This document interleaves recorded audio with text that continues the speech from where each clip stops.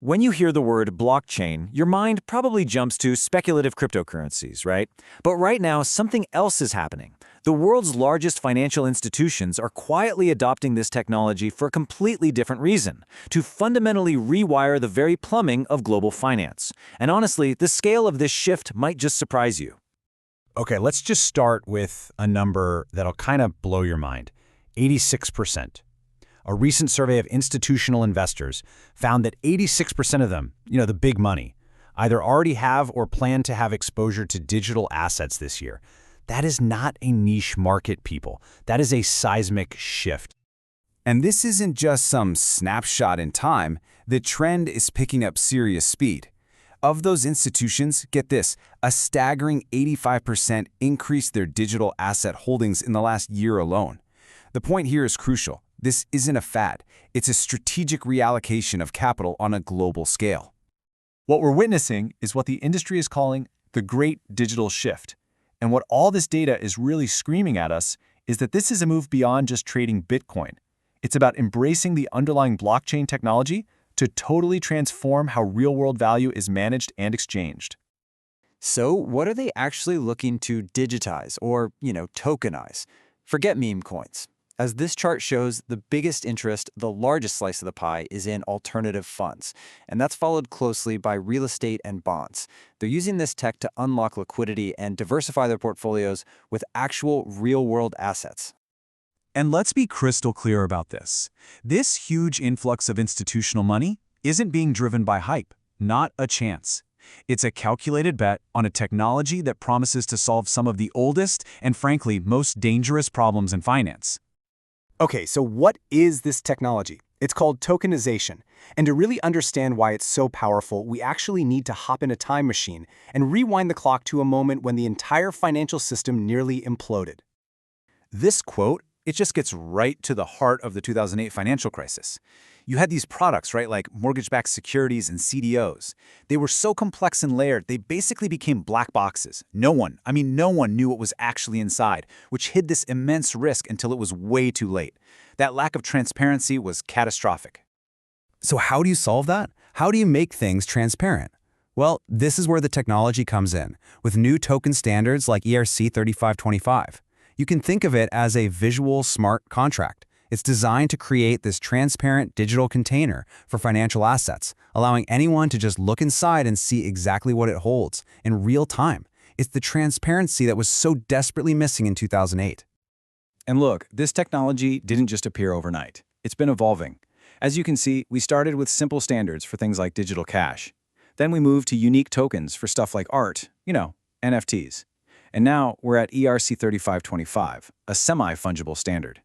All that means is it can represent assets that have both unique properties and can also be divided up, which makes it absolutely perfect for complex financial instruments. So here's what that actually means in practice. A traditional bond takes 2 days to settle, involves a ton of manual work, and has high costs. A tokenized bond, on the other hand, can settle instantly. It's fully automated, it's transparent, and it dramatically lowers the operating costs. The efficiency gains here are, well, they're massive. So a simple way to think about all this is with that Lego brick analogy you see here. The ERC 3525 standard acts like a universal digital container.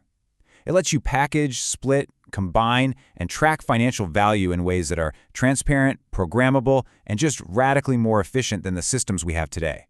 Now, this isn't just theory anymore. This is happening. The largest players in finance are already deploying this technology, moving billions of dollars on-chain. This is live, it's in production, and it is scaling up fast. Just take a look at BlackRock, the world's largest asset manager.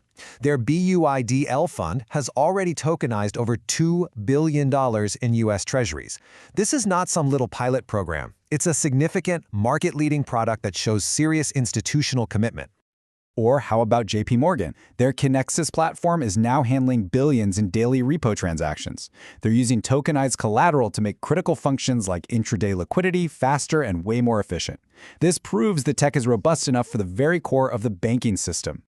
And the list just goes on and on. Franklin Templeton, UBS, Figure, Centrifuge, major financial players are launching tokenized funds, issuing digital bonds, and originating billions in loans on-chain. The adoption is widespread, and it is happening right now. So, With the technology proven and billions of dollars already deployed, the next frontier is all about regulation. What we're seeing now is a global race among the world's largest economies to create the rules of the road that will govern this new financial infrastructure. For this to really scale globally, the focus right now is on clearing 3 key hurdles. We need legal clarity, we need different systems to be able to talk to each other, and we need regulatory alignment across borders. Simple as that. Over in the United States, we're seeing a major step with the Genius Act. This is all about creating a federal framework for stablecoins, and those are absolutely essential for providing a stable, dollar-pegged asset to settle these on-chain transactions instantly. The European Union has responded with its landmark MiCA regulation. This creates one of the world's first comprehensive legal frameworks to provide clarity and safety for the entire market. They're really trying to get out ahead of this. Hong Kong is moving aggressively to position itself as a major hub, enacting its own stablecoin rules and launching something called Project Ensemble to explore a wholesale central bank digital currency just for settlements. And then you've got Singapore, where the Monetary Authority is running Project Guardian. It's basically a collaborative initiative with major global banks to test and refine the tokenization of financial assets in a controlled, regulated sandbox environment. The potential here is, well, it's astronomical. These projections show the market for tokenized real-world assets could grow from around $500 billion today to nearly $19 trillion by 2033. We are at the very, very beginning of a massive growth curve here. Which brings us right back to where we started. With its promise of radical transparency and insane efficiency, the big question is no longer if this technology will transform finance, but how.